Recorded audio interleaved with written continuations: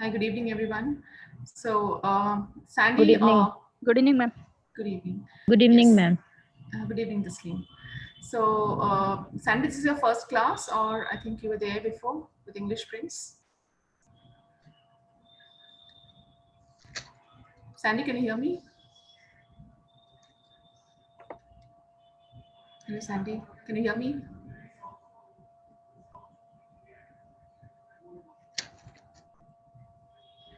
Okay. So, reading is the second module, wherein there will be three parts. Like in listening, you had three parts, part A, B, C. So, reading also will have three parts. Altogether, there will be 42 questions. Total time given for reading is 60 minutes. Okay, in 60 minutes, you have to complete the entire reading passages. So firstly, they're going to give you part A, wherein you get two separate booklets. Okay, they'll give you two booklets. One of which is your text booklet, which consists of the passage, and another is the question booklet, where you have the questions. Okay, so the two separate booklets are given. One is the text booklet and one is the question booklet. So in part A, you will going to read about a topic, of course, a medical topic they're going to give you. And the topic is broken down into 4 parts. The entire passage in the part A is broken down into 4 parts. We'll talk about that in details in some time. So the entire passage is going to break down into 4 parts. And the questions that you have in the question booklets, the number of questions in part A are 20 questions. You have 20 questions which needs to be answered, which need to get answered in 15 minutes of time. So 20 questions are to be answered in 15 minutes of time.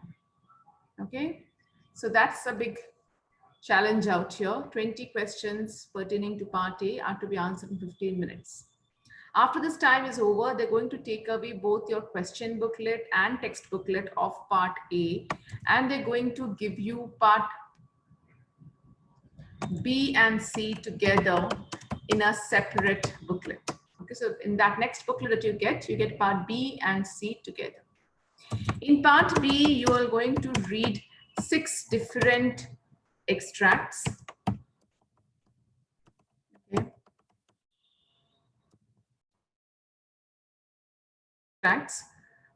From the healthcare environment, healthcare setup.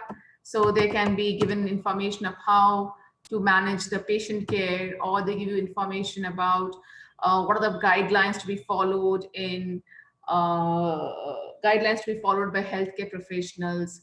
Okay, what are the tools to be used? So all these kinds, what is the leave policy? All these kinds of short extracts you're going to read.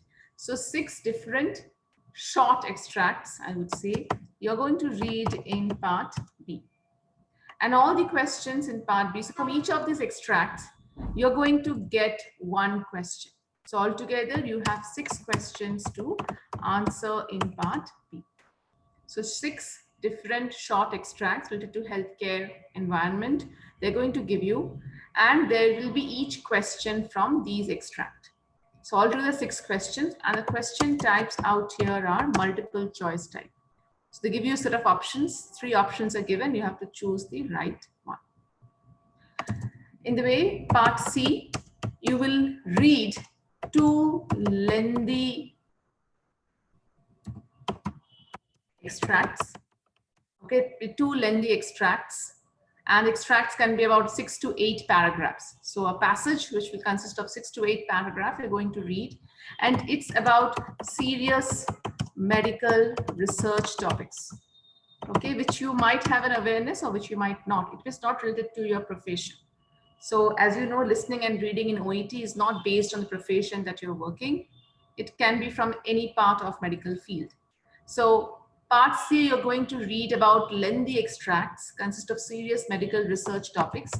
And here your understanding ability should be better to answer your questions. From each extract, you're going to answer about 8 questions. So altogether, there are 16 questions in part C. 16 questions. From each extract, there are 8 questions. And the type of questions here also, you get multiple choice type to choose the correct answer based on how you understand the question information, how you get the target sentence from the passage, and how you infer it. So that will help you to make your choices more appropriate. Part B and C, so the number of questions in part B and C, you can easily make, it's about 22 questions you have, right? So there are, together part B and C has 22 questions. Yes. And the time given here is 45 minutes.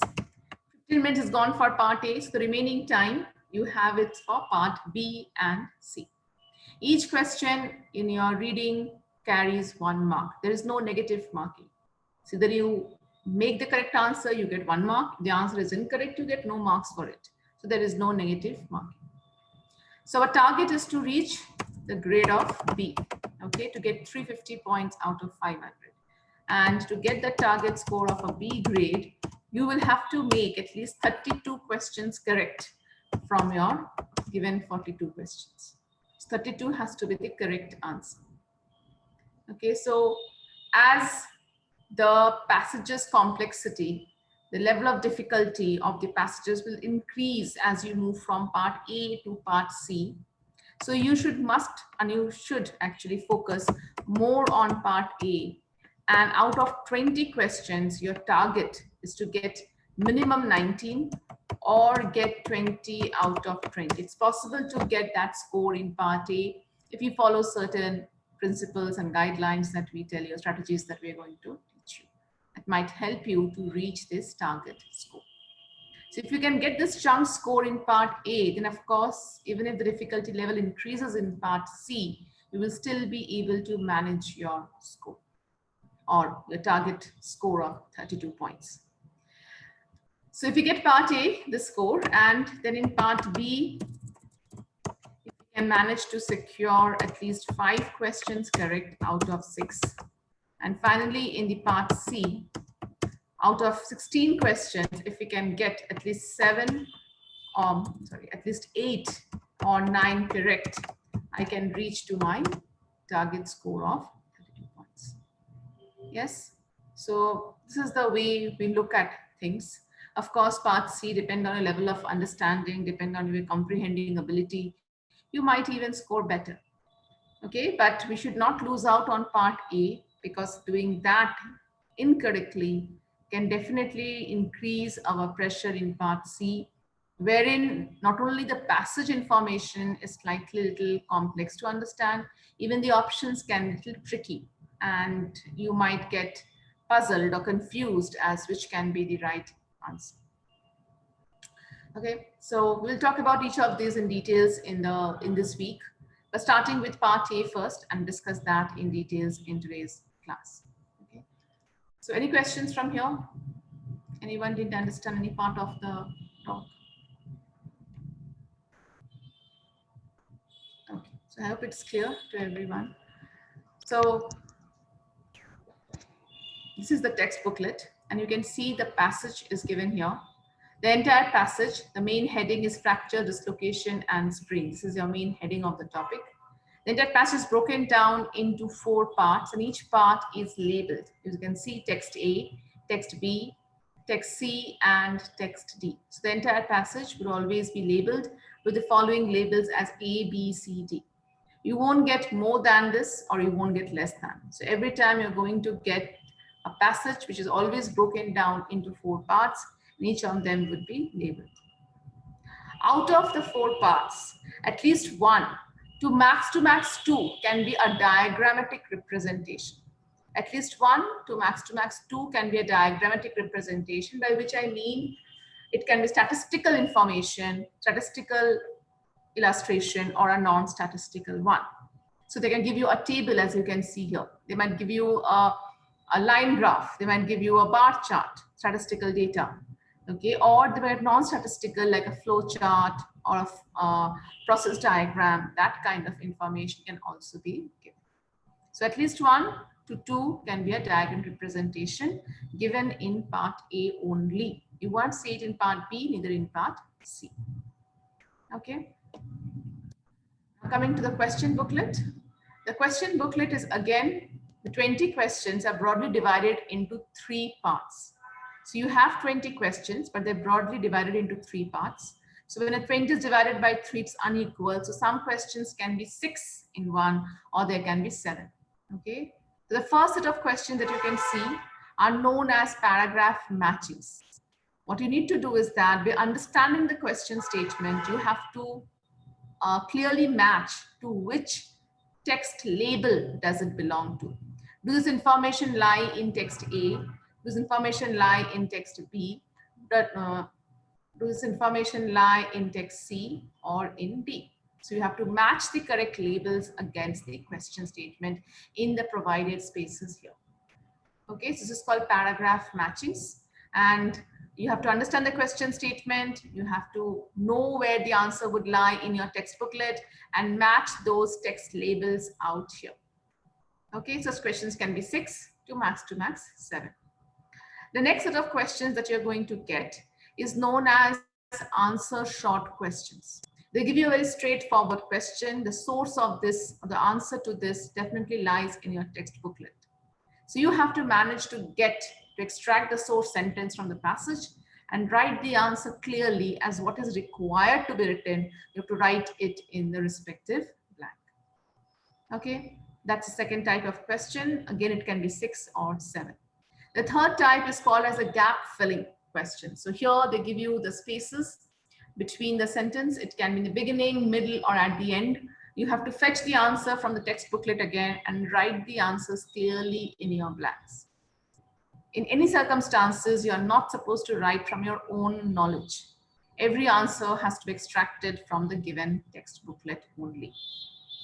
Okay, so when you're doing questions, particularly for your answer short questions and for your gap fillings, a few cautions that you will have to keep in mind. Okay, what are they?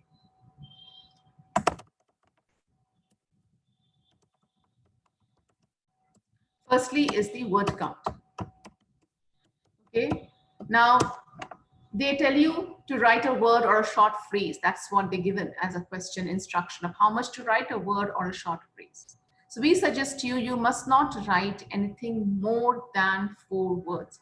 So your maximum word count is not more than 4 words. So maximum word count is 4 words. The answer can be in 1 word. The answer can be in 2, 3 to 4, but not more than 4.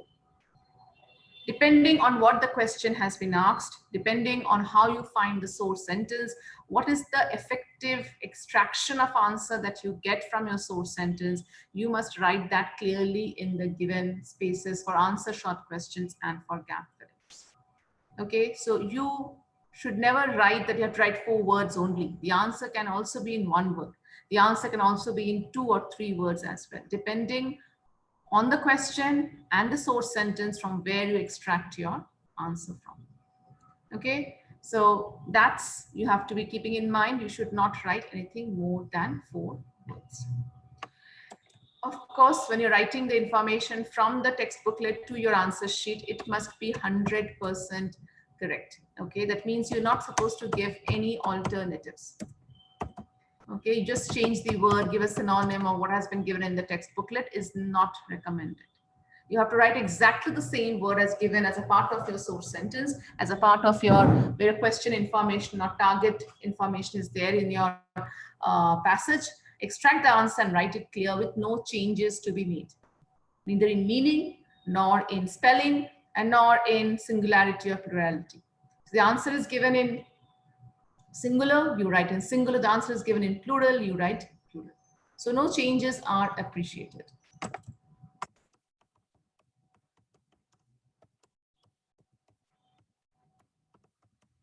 Okay. Also keep a close eye on the spellings because you're copying the word from the text booklet to your answer sheet. So you must not make any spelling error.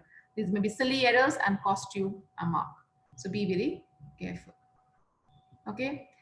Another important thing that you must keep in mind while you're answering your questions for your answer short questions and gap filling is that you must not repeat any word directly and indirectly from the question to your answer. Okay, you must not repeat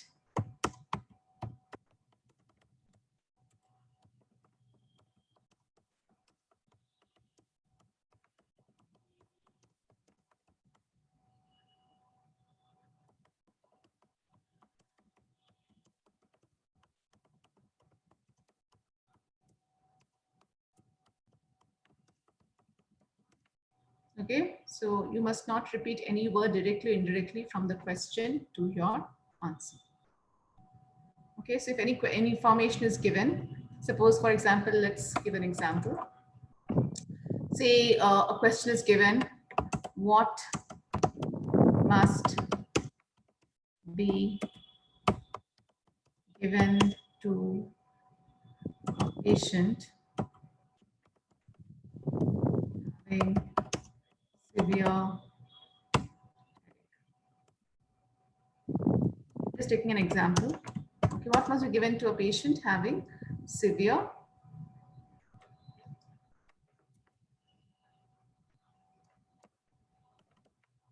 So in your text booklet, you find the source sentence as, okay, administer a paracetamol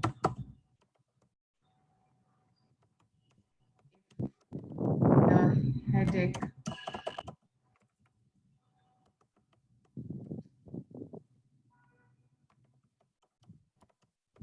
increases. Okay, that increases for the patient. Okay, so I find my source sentence. This is the question asked, what must be given to the patient having severe headache? You find the source sentence from the passage, administer paracetamol if the headache increases for the patient. Now, how much to be taken as an answer? The maximum word count is 4. So what shall you write as an answer? Manu, can you tell me? Administer paracetamol. Administer paracetamol. Firdaus, what do you think? Yes, ma'am. Administer paracetamol. Ma'am, paracetamol itself. Only paracetamol, ma'am. Only Because- paracetamol. No, ma'am. It's a paracetamol. Okay. Because in question itself, it must be given to the patient. So paracetamol. So you don't want to write administer, you want to write only paracetamol or a paracetamol. That's right, if I understand you. The answer to this Yes. question, you want to write either a paracetamol or only paracetamol, but not administer paracetamol. Yes, Manu and Taslim, what are your? Is that what I understand you correctly? Yes, ma'am. Okay. Fatima, hi, good evening. You just joined, I think. Yes. Is this your first session, Fatima?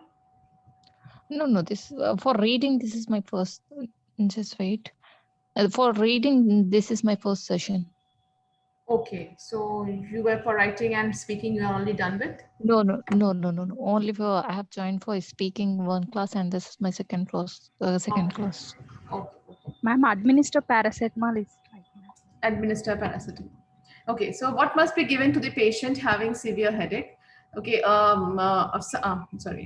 Fatima, if you find a difficulty anywhere, you can ask. We have just begun and discussing about a few cautions to be keeping in mind when you're writing our answer short questions and gap filling pertaining to part A of reading. Okay. So since it's in between the class, I may not be able to give you the introduction right now, but if you find it difficult anywhere, please ask questions so that I can clarify that. Okay, fine. So when I say that this is the source sentence, that's right. This is right, correct source sentence, because talking about when the headache increases for the patient. So it's a severe headache. That's correct. So what must be given? Now, administer, the word administer actually means you're giving it to somebody. You're injecting it to someone. So it is given indirectly means administer, isn't it? What drug must be given to the patient for this? Okay, so administer so and so. So giving to a patient is like administering to the patient. So the word given indirectly means administer. So if you connect given and administer, they both are similar, but they're alternatives. So indirectly, if you write administer a paracetamol, which is perfectly fine with the word count, but the trouble is you're repeating the word indirectly in your answer. The answer is incorrect. Okay, you're indirectly repeating the word in your answer. The answer is incorrect. So you should not write administer. You can only write paracetamol. But when I see an attached word with paracetamol, that's attached words are nothing but the articles, an or the. When I say attached word with the answer, that must also be taken as a part of your answer. The answer to this question is a paracetamol. So what must be given to the patient having severe headache? A paracetamol. That's it. Right? Administer is not to be written because it's indirectly repeating from the question to my answer. And I said avoid repeating any word directly or indirectly from the question to your answer. But if an attached word is given with your answer, you must capture it. You can only drop that if it is increasing a word count limit. If the word count limit increases, if you take the attached word, then you drop it. But if it is not increasing a word count and it is given with the answer, you must capture the article as well. Okay, so another caution that you will have to keep in mind is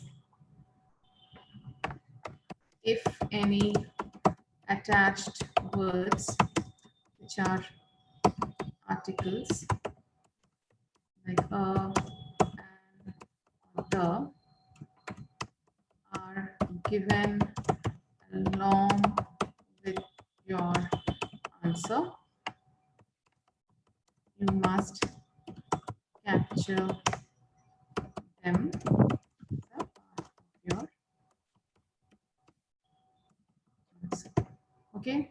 Now, in case of gap filling, sometimes they do mention the article before the blank. So again, don't repeat it because no direct or indirect repetition is allowed from the question to your answer. So if attached words or articles a and or the given along with your answer in the source sentence, to be more specific, you must capture them as a part of your answer in your question. I hope I'm clear. Yes, ma'am. Another important thing, since you're writing the words on the given question booklet, you're allowed to underline the question keywords and all this. But please do not make the question booklet look untidy. Maintain the neatness and clarity of your handwriting.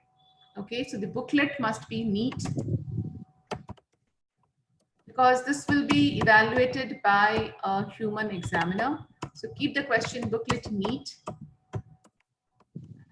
No scribbles you must do, and give your handwriting easy to understand. So legible handwriting is what they would appreciate. So don't write such a way cursive or something like that which nobody can understand. You can write the answers in all capitals or lowercase, but I would suggest you follow the way they have given it in your text booklet. So you can stick to how the answers are given in the text booklet and write in the similar fashion, okay, in your question booklet. So that's again keeping in close relation with the text booklet. So you're not making any changes as it is given, so you are writing. Okay, so these few things you will have to keep in mind when you're doing your answer short questions and gap filling type. If any information is given in numerical form, you will write in numbers. When information is given, whatever is given, how it's given in the question booklet, you have to follow the same, text booklet, you have to follow the same pattern. So no changes, do not make unnecessary complications for yourself. Clear? So once Yes, this few things you understand, now you can go back and see how do we manage time. There are 15 minutes and we have to do 5 minutes. There are 20 questions. So time is less and number of questions are more. So if we go and start reading the passage, this will take us a lot of time and many things we won't understand because at the back of the mind, we are eager to answer our questions as we have very short time. So what we suggest is that we will be skimming and scanning the passage.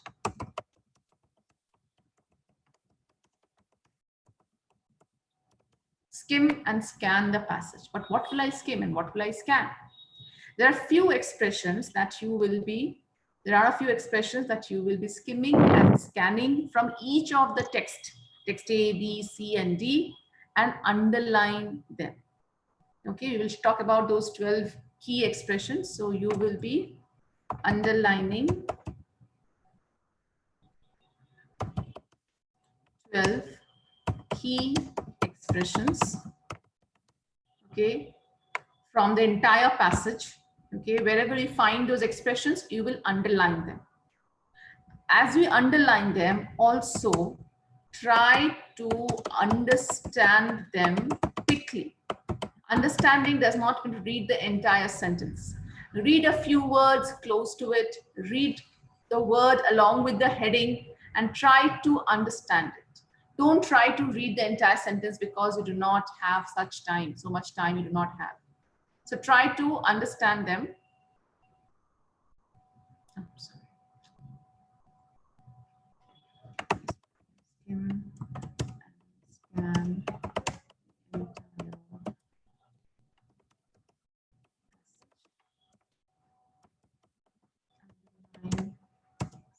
some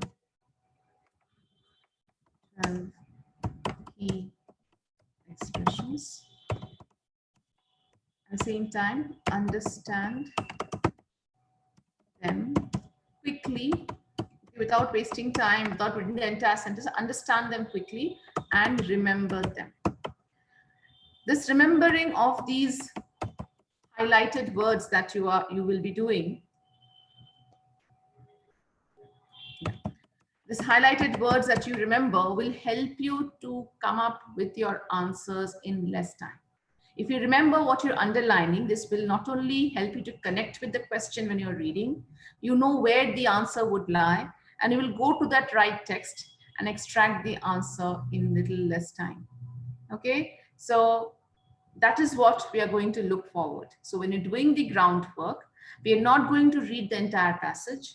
We are going to find out certain key expressions, okay, and underline them quickly, understand them with a few words reading before, okay, a few words reading after, or with the heading. We must try to understand what does it mean, and then we have to remember it. If you can remember, if you understand, you will remember, because that goes simultaneously. Okay, it goes collectively. If you understand something, you remember it easily. So you remember it, and when you read your question, you'll be able to connect which paragraph does it belong to, and you might find the answer in little less time.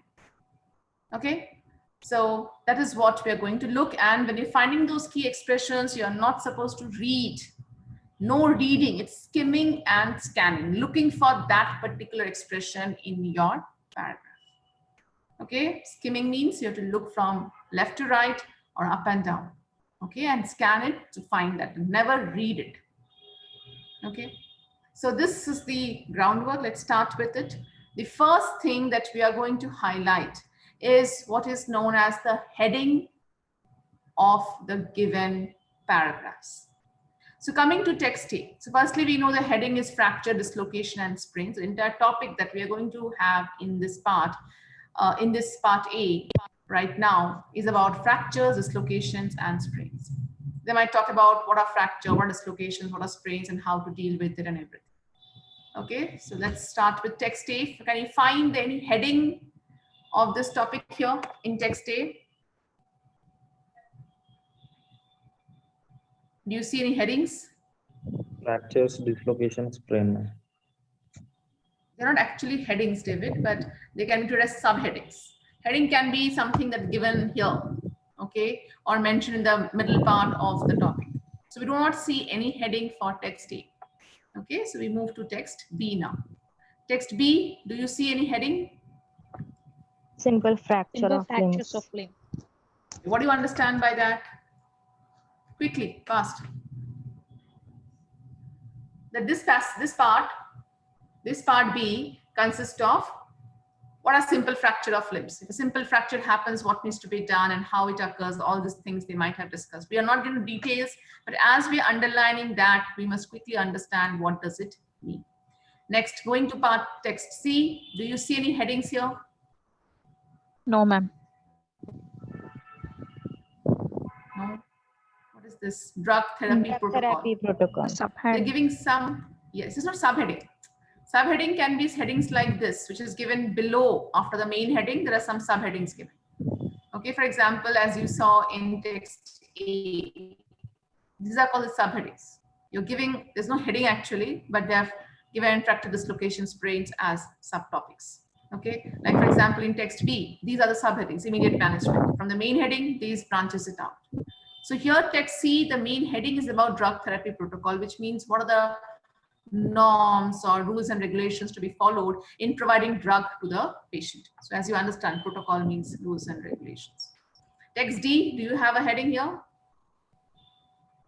Technique for plaster. Right. Black Techniques slab for of plaster back slab. For arm fractures, use same principle for leg fractures. So how to provide plaster back slab for arm, the same principle has to be followed for leg. Clear? I think all the headings we have understood on each of the text wherever we received it, wherever we got it, right? So text Yes, A, ma'am. there was no heading. Next thing we to highlight is called subheadings. And do you see any subheadings in text D? Fatima, do you see any subheadings here in text D? No, ma'am. None, right? Go to text C. Do you see any subheadings? Fatima, Yes, your ma'am. response. Yes, ma'am. Drug form strength. Okay, Root of- Fatima, are able to understand what we are doing right now?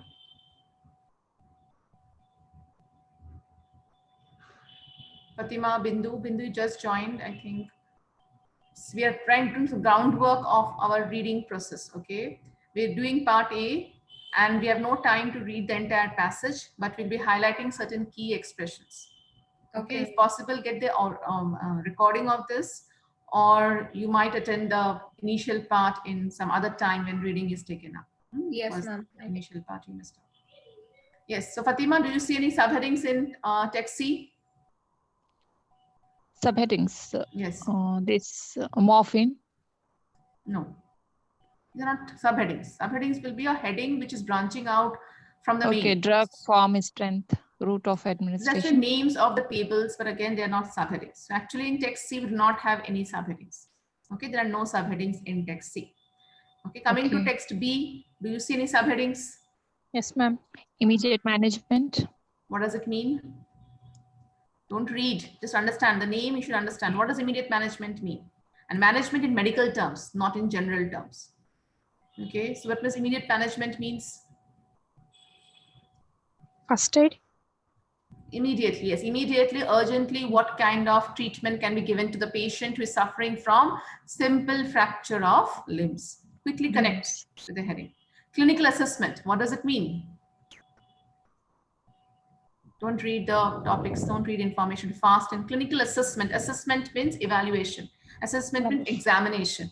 So clinical examinations to be done as how deep the fracture is, what is the thing, okay, whether it has caused some swollen or something like that. So that is what assessment you're trying to make, clinical examination.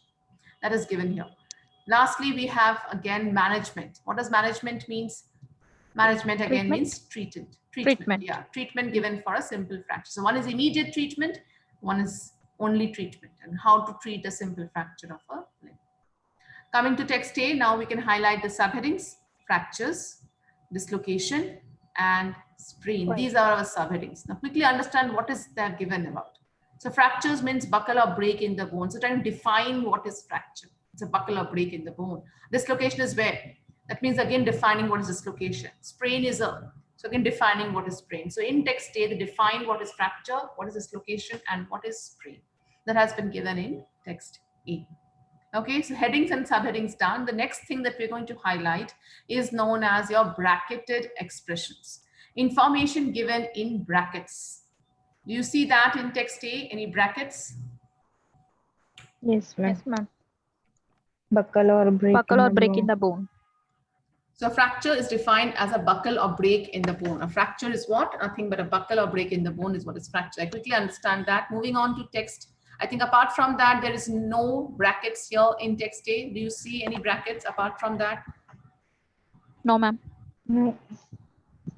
No. Text B, brackets. Quickly skim and scan and see if there is any bracket and any words given in the brackets. Yes, ma'am. Tell me where. Especially paleless or blue color. As part of clinical examination, we have to check whether the patient's limb is pale or blue in color. Okay, so If swollen, ma'am. paleness or blue color, yes. If solid, well. that's also If so. one. So let me just if solid, right? So if the patient's limb is swollen or not, we have to check, or it's pale or blue in color. So just understand as we are connecting it with the subheading. We're not reading the entire information. Okay, don't read anything above and below. Just pertaining to the key expressions, underline and understand quickly. Okay, moving down. Any other brackets do you see here? Yes, ma'am. Preferable. Preferable. Okay, as part of treating the patient, we have to give morphine, which is preferable. So give morphine preferable. So as part of treatment, we have to give morphine preferable. Okay, so how I'm understanding things, are you getting that? You have to simulate that thing when you're practicing with party. Okay, you have to understand in that quickness because you don't have so much time to read the entire sentence and try to understand things. Okay, it is not needed also in this part. If you read more, it's not required. Just understand what your key expressions that you're highlighting and what does it mean. So you have to give morphine as a treatment, treating the patient who is suffering from simple fracture of limb. Connect it with the heading. Okay, that's the brackets here. Moving on to text C. Do you see brackets? Yes, ma'am. Tell me where. IHW may not administer IV. IHW may not administer IV, yes. So IHW means health workers may not administer IV as a form of route of administration. So they might not administer IV. Okay, that's right. So understand as it is. Don't have to go into deeper details. As a drug therapy protocol, IHW may not give the drug through IV route. Yes. Anything else?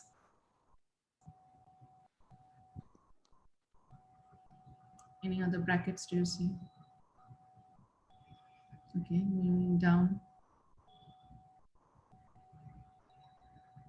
So I think there are no brackets in text of D. Text C, we had only one bracket and we highlighted that. So next three expressions that we're going to highlight are bold expressions. Information given in bold letters. I hope you all know what are bold expressions, which stands out, which is dark and can be easily recognized. So those are bold expressions. Do you see that in text D? Any of you? Do you see any bold expressions in text D? Ma'am, technique for plaster. Already highlighted. Actually, I'm not able to highlight because of some background, but it's already highlighted as a heading. That's done. Okay, I would also request Fatima and Bindu to participate along with David. Coming to text C, any bold expressions you can see here? Yes, ma'am. Adult only. Adult Adult only. only. So this kinds of drug can be only given to adults. That is understandable now. Anything else? Bold expressions. Ma'am, duration, drug, form, strength. All the headings of the table are in bold expressions. So the Yes. drug, in what form, in what strength, what is the route of administration, what is the recommended dosage to be given, and duration are given as a part of text C, so that you can follow this protocol to give the drug to the patient. Yeah, so that's done. That's right. So bold expressions from text C. Now text B, skim and scan and find out any bold, dark letters out here. Okay, I don't see anything in text B as such. Do you all find anything? No, ma'am. No, ma'am. Coming to text A also, already the subheadings had been highlighted. So we do not have any bold expressions as of now. Yeah, so that completes your all the bold expressions. Next thing we're going to highlight is called as quoted expressions. Quoted means with inverted commas, okay?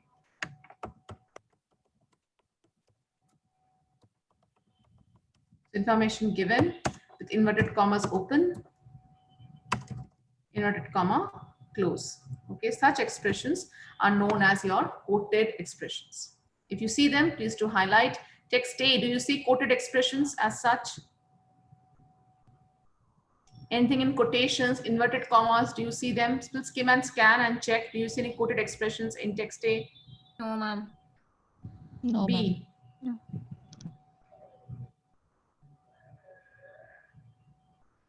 Check from left to right, No, up and down, any quotations based expression. Text C, quotation based expression. No, ma'am. in this text D. So this particular passage does not have any quotation or quoted expressions as such. If any other passage you get it in part A, please do highlight it. So another thing that to remember is the quoted expression. Okay. The next thing we to highlight is called as a spliced expression. Okay.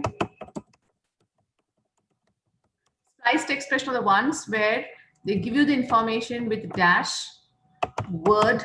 It can be a single word, or it can be words ending with a dash, or it can end with a full stop.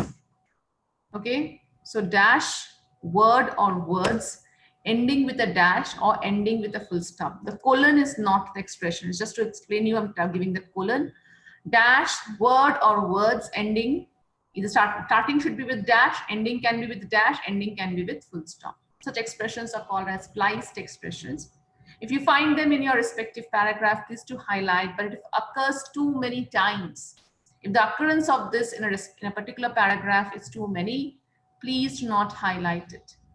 Okay, if it is less, like about say 4 to 5, you can highlight. More than that, you shouldn't highlight them. So coming to text D, do you see any spliced expression that is they've given you dash, word, or words ending with a dash or full stop? Do you see such expression here?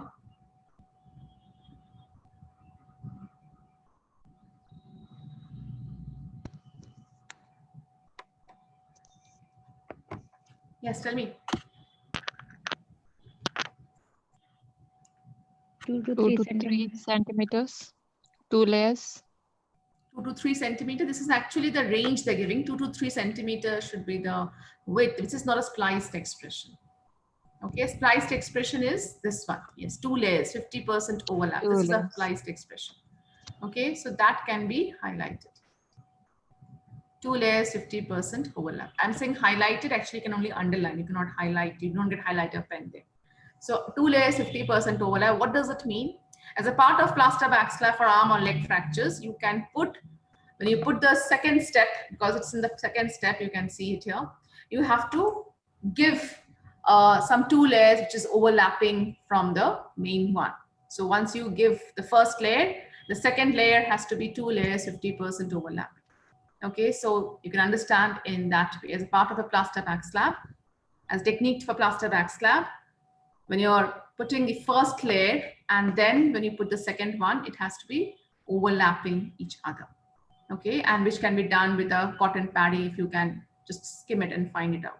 But don't read. The point that I may want to make it here is please do not read, because you can't consume your time only doing the groundwork. You have to also answer your question. The time is very less. Okay, so what does this mean? That's what I understand, that the part of plaster backslap, after putting the first layer, the second layer has to overlap each other. 2 layers has to be given, there's 50% overlapping. That's all I need to understand. So we do not have any more spliced expression in text D. We are moving on to text C now. Please check and let me know, do you see any spliced expression here? It shouldn't be any range you're talking about. But apart from that, any other spliced expression, dash, word, or words ending with a full stop or ending with a dash? No, it's not there. No, ma'am. At the bottom, it's there. If it should occur, give naloxone. That's a spliced expression. Dash, words ending with full stop. So as a note of technique, sorry, as a note of drug therapy protocol, if it should occur, give naloxone. Now what it is a pronoun, but we don't know what is it. So quickly understand respiratory depression. Respiratory depression, if it occurs, give naloxone. That's what it's giving the information about. Respiratory depression, if it occurs, give naloxone. Okay, so quickly understand that. Next, we move on to text B now. Check for spliced expressions only. Do you see any spliced expression here? A sling for arm injuries. A pillow for leg. So as a part of treating the patient, we have to use a sling for arm and a pillow for leg to elevate the limb. Okay, as a part of your simple fracture of a limb, in order to treat the patient, you have to use a sling to upper arm and a leg for a pillow for the leg injuries. Okay, right. Apart from that, Compare one side with the other shape. Compare one side with the other. compare one side to the other. But we also can see there are so many expressions like this: dash words, dash words, dash words. Should we highlight them? Okay. There are too No. many of it. There are too many of it, so we won't be highlighting them. But when I see this expression, compare one side with other, this is given as dash, word, dash. Others are given as dash, words, dash, words, dash, words. So this is different from the rest. So we are going to highlight this, underline this expression. As a part of a clinical examination, we have to check how one side differs from the other, whether limb is out of shape or not. Is one side differing from the other? Are you understanding on what ground I'm highlighting, underlining this? Because it is different from the rest. Others are given dash words, but only this one has dash, word, and dash. So this being different, we are highlighting it. Is it clear? Yes, ma'am. Yes, ma'am. It's clear for everyone? Yes, ma'am. So that's one. And then check again, any other spliced expression? Medical history. Medication history. Medication history. This is also same ground, same thing, dash, word, dash, not like others we have dash, dash, dash, dash, words, it's dash, word, and dash. So we have to check about the medication history of the patient.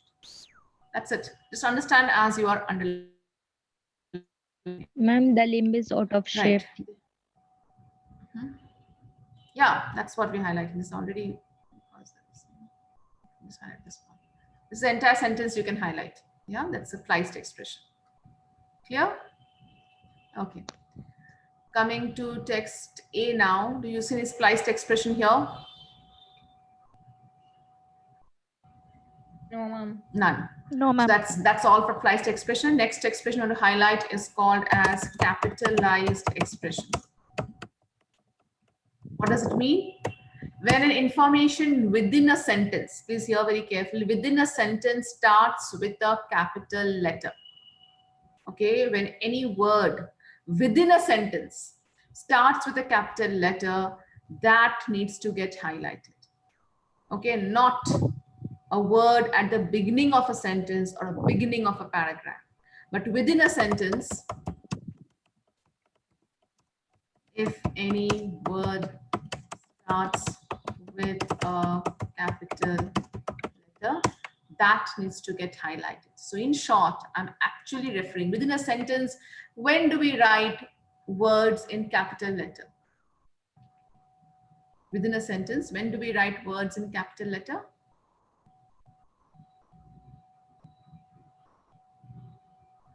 When they are After full stop. That's the beginning of a sentence, we write with a capital letter. But within a sentence, when do we write word or a word that starts with a capital letter? Within a sentence, okay, not starting of a sentence. Starting of a sentence, always we start with a capital letter. Starting of a paragraph, always. After a full stop, always capital letter we start with. But within the sentence, when do we write a word that starts with a capital letter? To highlight the sentence.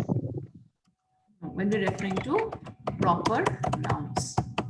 Okay, proper nouns, names of person, places, things, all these are, when we write them within a sentence, you always start with a capital letter.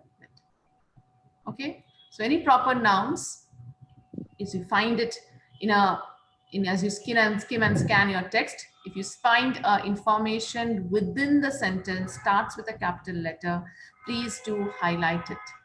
Okay, it can be name of a drug or name of a any worker, health worker as such. So all these can be your proper nouns. If you're given in a sentence that starts with a capital letter, given in a sentence starting with a capital letter, please do highlight them.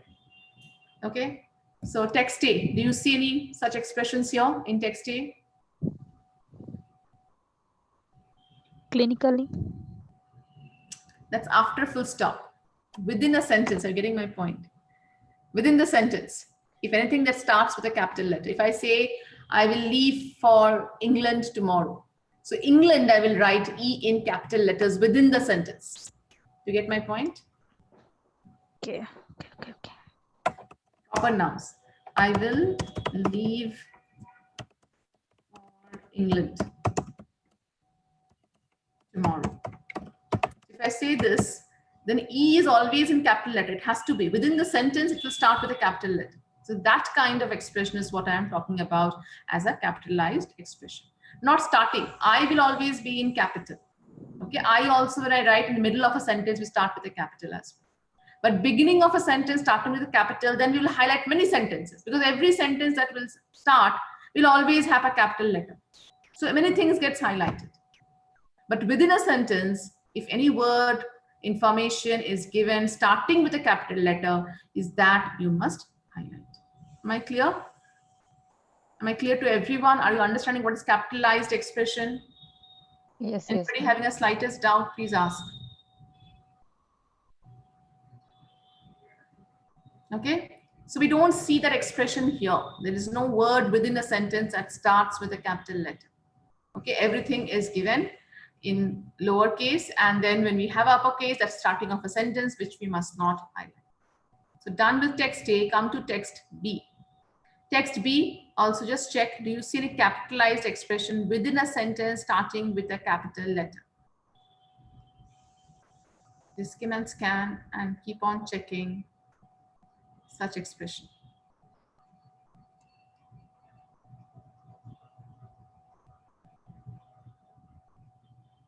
Do you see any of this in text B?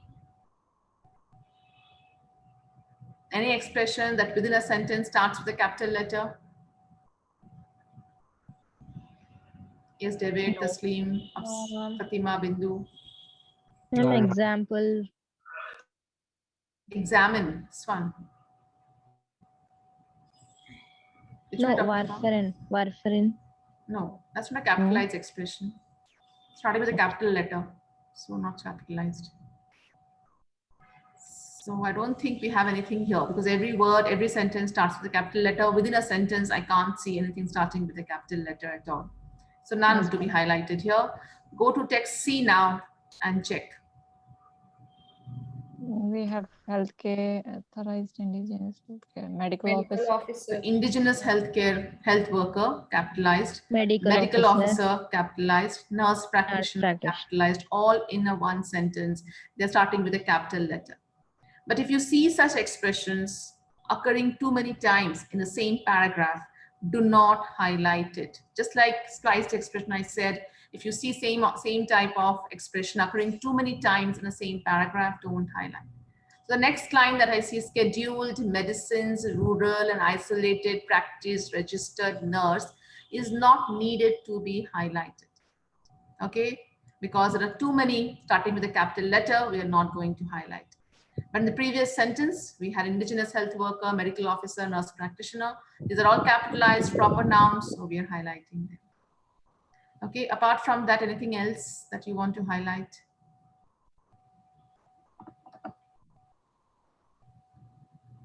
No. IMSC. Now which one? IV, ma'am. Oh, these are not capitalized. These are abbreviations, short forms. Okay. Starting with a capital letter within a sentence.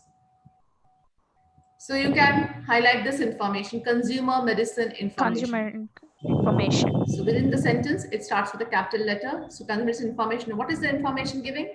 It can cause some nausea, vomiting, or drowsiness.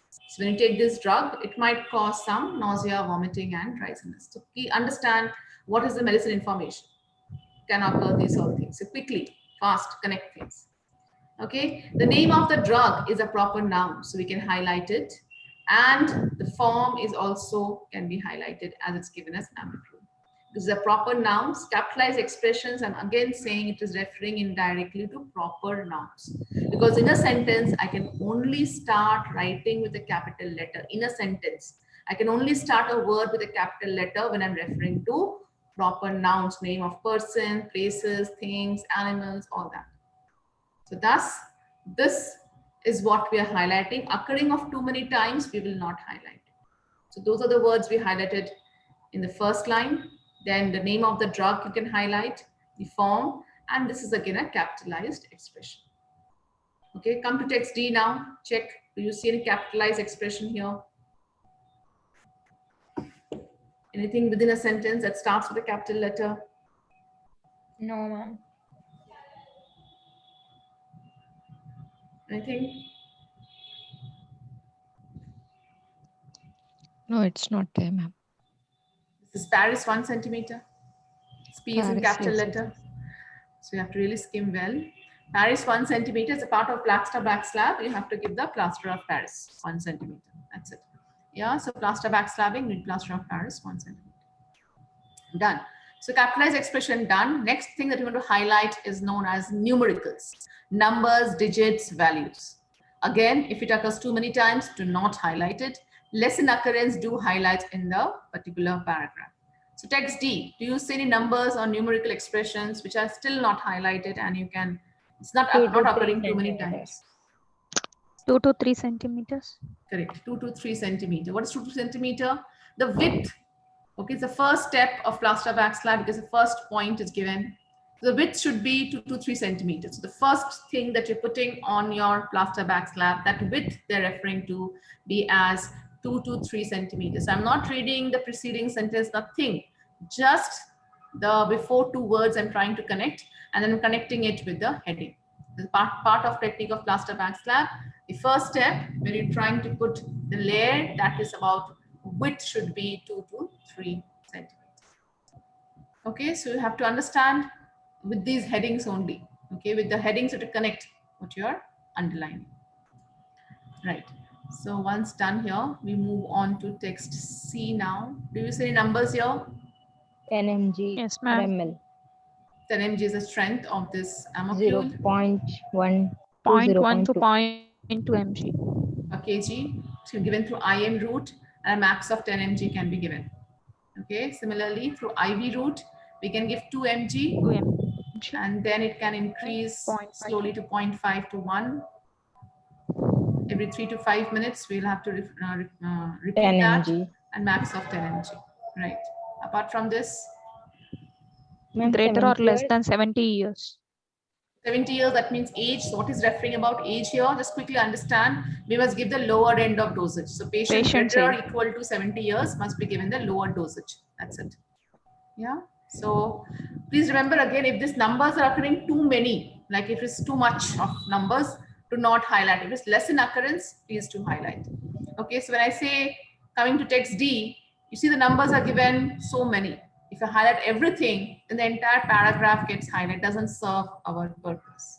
So occurring less number of times, occurring less frequently, we should highlight them.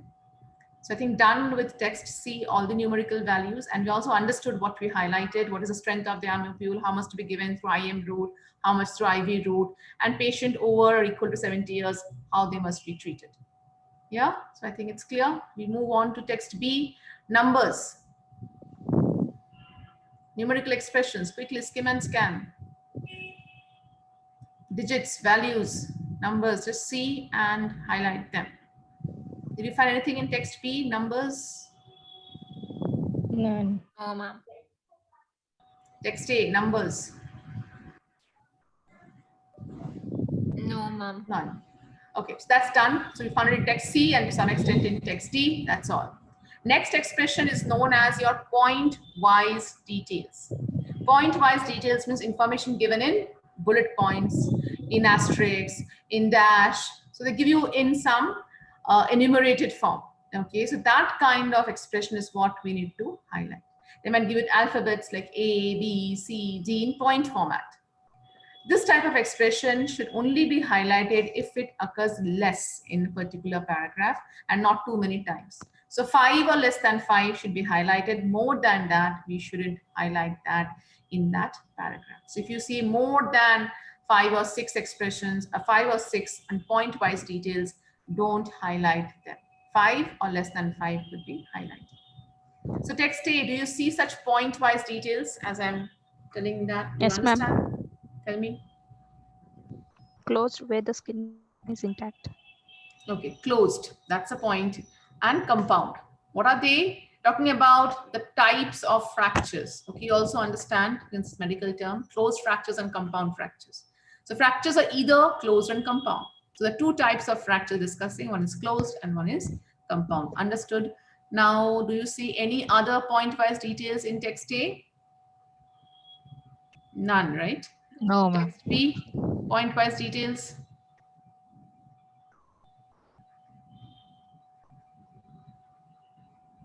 can see pointwise here, 3 here, then 3 here.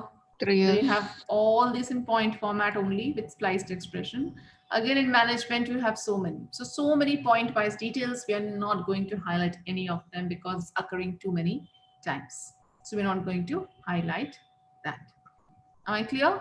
So although we have pointwise details here, but it's occurring too many times, we are not highlighting. Moving on to text C now. Text C do not have any point format at all, and there's no pointwise details as well. Text D, we have in numerated form like 1, 2, 3, 4, but again, it's too many and we are not supposed to highlight it. So only in text B, we had the pointwise details. Correct? Everyone got it? Yes, ma'am. Yes, ma'am. Yes, ma'am. Right. The next expression we're going to highlight is known as abbreviations. Okay, you all know what abbreviations or acronyms. Information given in short form. Okay, that's called abbreviation. So any name can given in short form, that's abbreviation. They can give you abbreviations also in the form of like example. They might write E dot G dot. That's abbreviation. They might give information like I dot E dot. That is okay. W dot R dot T with respect to. Okay, so any kind of short forms, if you find, as you skim and scan the respective paragraph, if you see any acronyms given in short form, you must highlight them. Okay, so starting with text D, do you see any abbreviations as you skim and scan this paragraph? Please tell me, do you see any Ma'am. short forms? CM, centimeter is a short form. But this is already highlighted, right? Okay. Apart from that,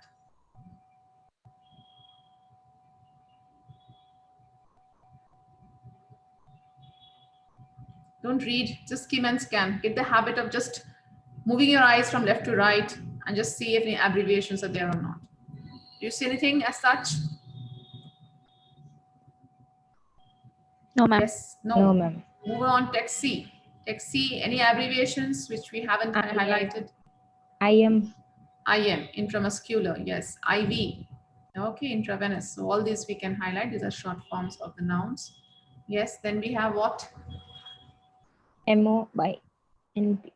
MO or Correct. NP. MONP, because Medical MO officer. means medical officer, NP means nurse Nurse practitioner. practitioner. So that abbreviations are given, so we're highlighting them. Apart from that, you may also highlight these words in brackets. IHW. Yes, ma'am. MO, NP. that's it. Okay, I think that's all we have for abbreviations in text C. Moving on to text B now, abbreviations, short forms, acronyms.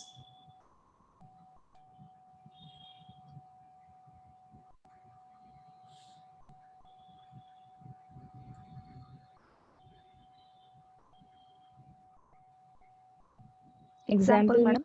Warfarin. Example, warfarin. So we're going to highlight this expression.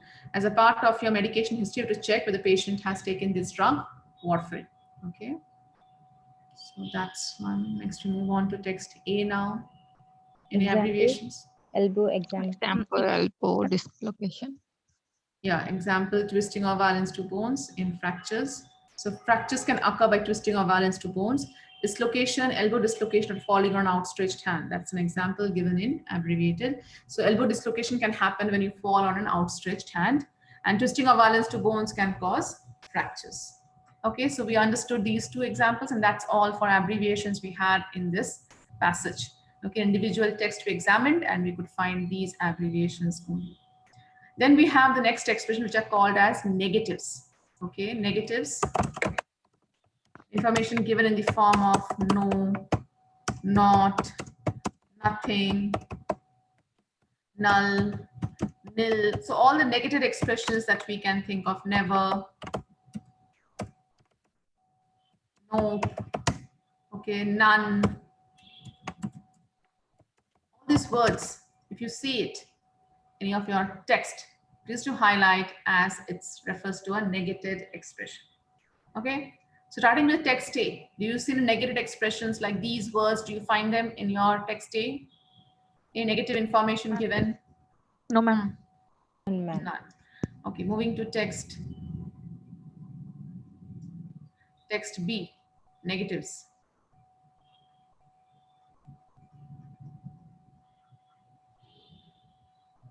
Look carefully here and there, up and down.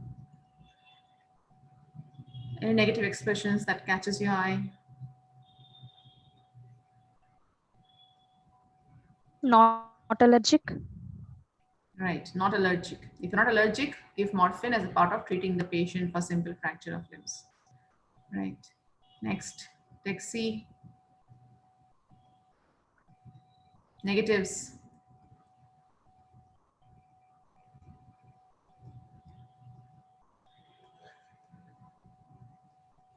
Okay. Text D, negatives.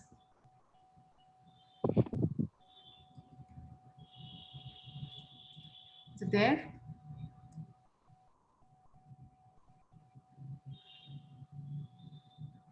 No? Text D? No, ma'am. Yeah, Do not apply. pressure. Yes.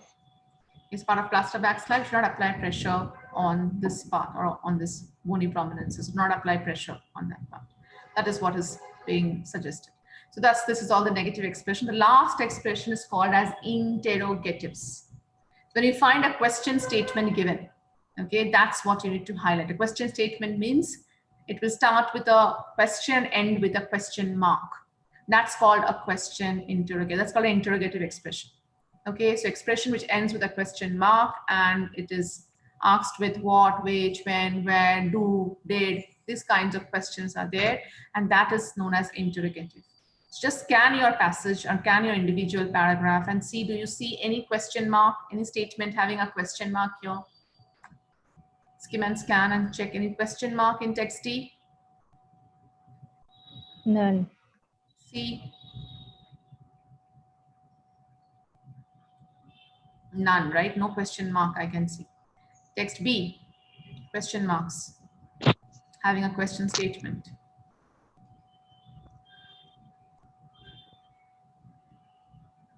I don't think it is there as well. And None, text D, there was none. So this expression is also missing. So quoted and interrogative expressions are not there in this passage. Rest all the 10 expressions are there. I repeat the expressions once more.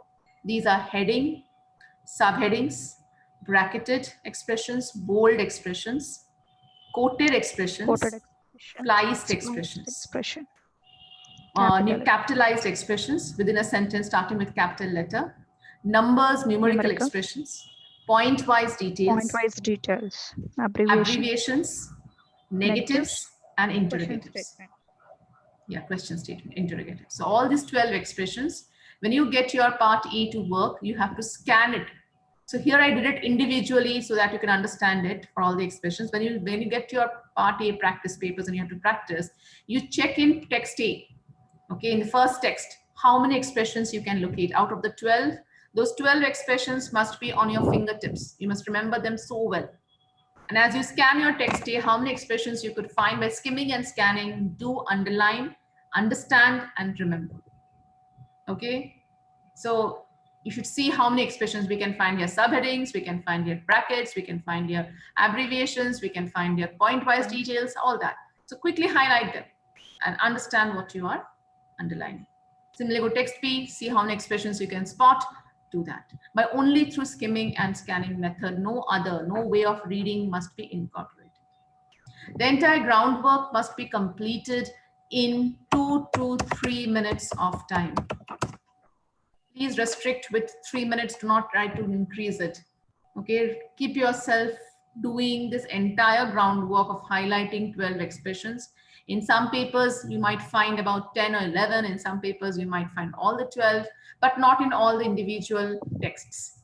Okay, in some texts, it can be there. Some expressions are there. Some texts, it might not be there. Some text can be slightly longer, some text slightly shorter. As you can see, text A is very short. Text B is a little longer. Text C is medium and text D is also medium. So this is the way they give you. So you might not find all expressions in one particular text, of course, but it can distribute it throughout it. So as you skim and scan, do highlight and understand, but keep the groundwork time not more than this minute. Okay, 3 minutes is what you can give to your groundwork. Once this is done, then you can go to your question booklet. So you can open your textbook. It's already, we're using a pen and paper based exam. So you have the question booklet in front and you can using the text booklet as well. So simultaneously, you can just open up the text booklet. Now, when you come to the text booklet, we tell you don't try to answer the initial paragraph matching questions because it might take you some time and that might affect the other questions in your paper. So you may do it slightly later. Okay, not initially, we will start with paragraph matching questions. Okay, because just now highlighted few things we remember, everything we do not, and then it will take time to find the answers, which text it belong, and it gets a little confusing. So firstly, we suggest you to answer 2 questions from your answer short questions and 2 questions from your gap fillings. Thereafter, you can go back and answer your paragraph matching questions. Okay, so when we start answering our question, we must give for each question no more than 30 seconds of time. So each question must be answered in 30 seconds of time. You must answer each question in 30 seconds of time. Now this 30 seconds distributed. How? For the first 10 seconds, okay, for the first 10 seconds, you must read and underline the question keyword. Also understand what is the meaning of the question. What is the question asking you? Okay, so get the meaning of the question as well. So read it in one go. Don't try to repeat again and again. Please read it carefully in one go. Underline the question keywords and understand what the question is asking you. Okay, after which also try to identify which text the information would lie.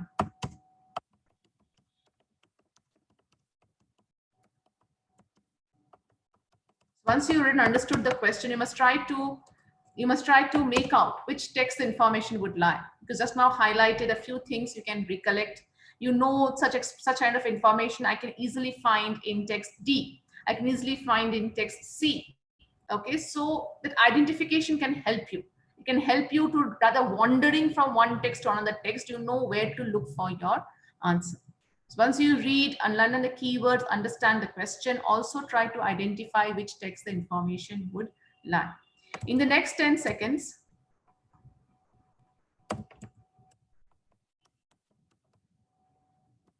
you must go to that text, okay? Scan and spot your source sentence. Scan and spot your source. Don't read and spot. Scan that paragraph. If you're on the right paragraph, you can easily spot the source sentence. Because if you understand this information would lie in so and so text, you will go to that text, scan and find the source sentence. Never try to read and find. Okay? So if you do not understand which text information would lie, then you will wander. You'll wander to B and then to A, then to C, and finally the answer lie in B. And that's going to again consume some time. Okay, so if you can identify which text information would lie, that saves you time. You will go to that text, scan and find the source sentence. What is source sentence? A sentence which carries the question information is known as your source sentence or target sentence. Okay, so once you find the source sentence, in the last 10 seconds, you must try to see how much to write as an answer without repeating any word directly or indirectly from the question to your answer, and putting the right spellings, keeping accuracy with your text, and writing the answer in your question booklet. Okay, if attached words are given, do make it a point that you capture them as a part of your answer.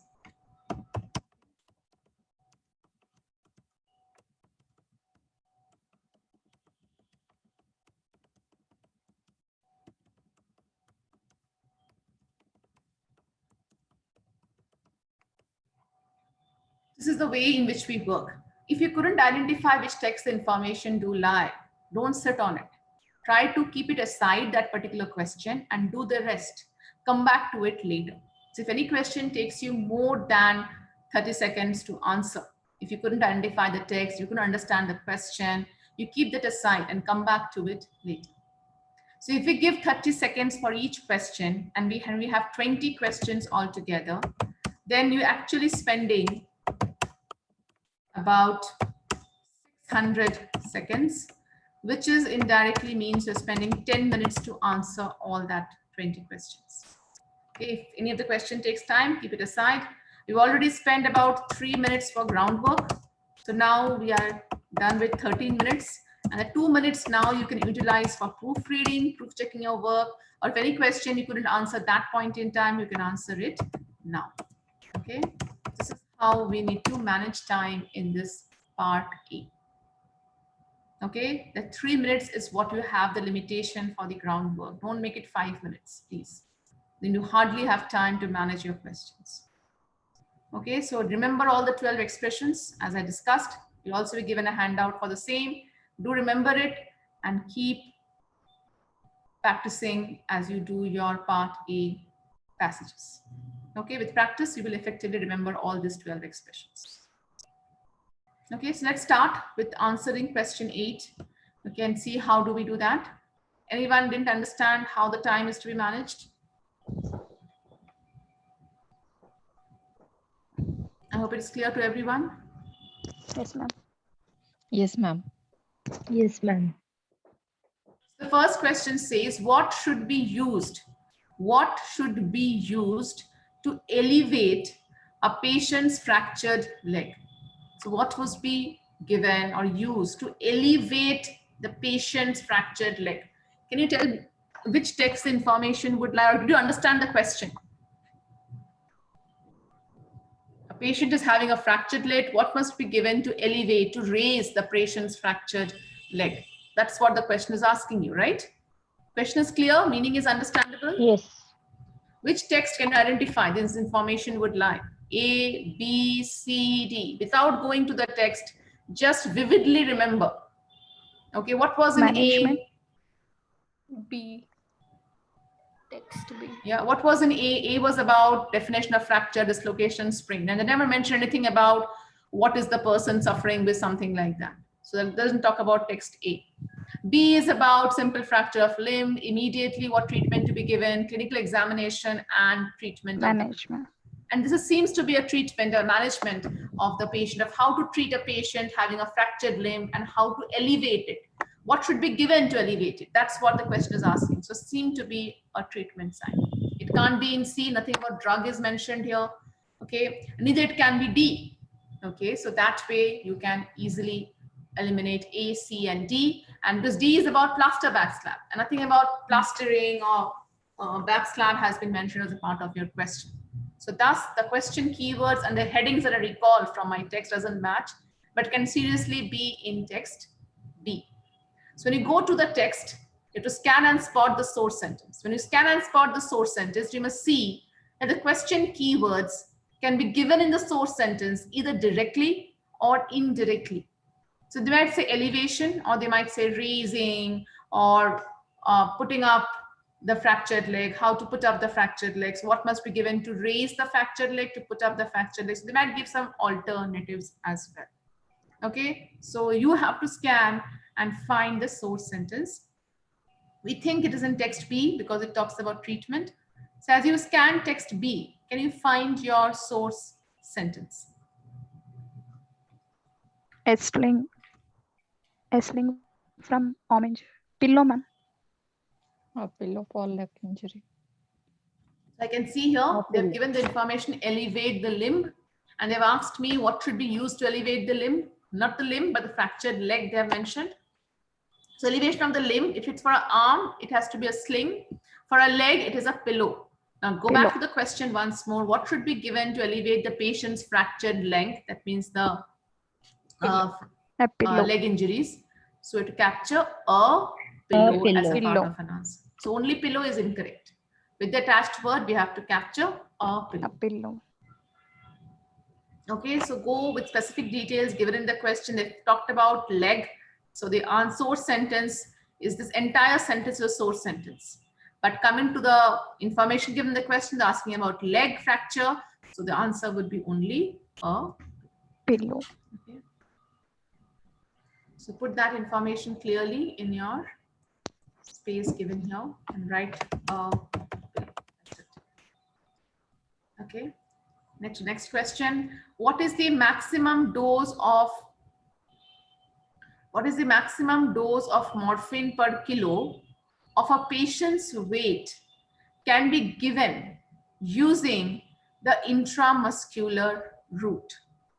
What is the maximum dose of morphine per kg of the patient's weight that can be given using the intramuscular route? So which text the information would lie? Text C. Yes, ma'am. Morphine drug is mentioned in text C. It's talked about IM route. We do highlight this information as abbreviation form. So I think it should be in text C only. So go to text C. Can you find your source sentence? IM or subcutaneous? First column, ma'am. First row. First row. Yeah, IM route. And what is the maximum dose of morphine per kilo of a patient's weight can be given through IM route? So IM route is here. This is my source sentence, right? 10 mg. 10 mg, okay. So what is the question asking you? What is the maximum dose of morphine per kilo of the patient's weight can be given using IM route? The maximum dose as per the text where we are locating right now is 10 mg. But does it talk about per kilo of the patient's weight? 0.1 10 to mg is the 0.8. maximum you have to give. But per kilo, how much? That is the question. So this is 0.1 to 0.2. 0.2. 0.2 mg, ma'am. 0.1 to 0.2 is the range again. And range can't be maximum. Maximum can be only one number. Okay. 0.2 mg. ma'am. Minimum, yes. So maximum, like maximum temperature, if I say, do I say about 20 to 30 degrees centigrade? We say 30 is the maximum and the minimum is 20. So here also 0.1 to 0.2 means 0.1 is the minimum and 0.2 is the maximum, and per kg mentioned here, this is my source and this is actually my target information. When I see here, then I closely watch what my question is asking. It's about maximum dose of morphine per kilo of the patient's weight. So the answer is only 0.2 2 mg. mg per kg. Should I write? What shall I write as an answer? 0.2 per kilo. Is this correct? Oh, ma'am, only Per kilo, 0.2 ma'am. mg. Per kilo is already there in question, ma'am. Yes. Per kilo is already mentioned. If it is given a part of your question, you must not repeat it directly or indirectly. So thus the answer is only 0.2 mg. If you do not write mg, the answer would be incorrect because without unit, the number is no value. So thus you must put it as 0.2 mg. That's the right answer. So that correct, you easily will fall into the trap of 10 mg, but please read the question, key details, key words, understand what is being asked. Don't fall into those silly traps which will be laid in your question. Okay, so get into clarity of all the keywords, then look for the target sentence in the paragraph and see how much to be written as a part of your answer. Okay, so those who have got these papers at home can start doing the rest of the questions on your own, but don't take too much time. Try to complete it in about, say, 12 to 13 minutes. Okay, give yourself about 12 to 13 minutes and try to answer the remaining questions that are given in part A sample test 1. Part A sample test 1. Try these questions, but don't check the keys. I'll be discussing the same in tomorrow's session and you will understand how much you got it correct and how much you made it some mistake. Okay. So those who have received the documents, papers are requested to take out time if possible and try answering the remaining questions from sample test 1 of part A. Reading paper, sample test 1, part A. I'll discuss it in tomorrow's class. Don't check the keys. Am I clear? And Yes, those ma'am. who haven't, if those who haven't received it, I think Bindu, you have received the documents? And Yes, Fatima, ma'am. Fatima, you have received the documents? No, ma'am, I didn't. Not yet. So if you have not got it, then at least attend the class. You might able to understand it along with others. But those who have received, it will be a good practice for you. Please do the remaining questions. Yeah, fine. Okay. So I'll see you tomorrow again at 6:30, and we will take it forward from there. We'll also do one practice paper of of part A again in tomorrow's session as well. Okay. Okay, ma'am. Okay, ma'am. Thank you, everyone. Good Thank night. you, ma'am. Thank you, ma'am.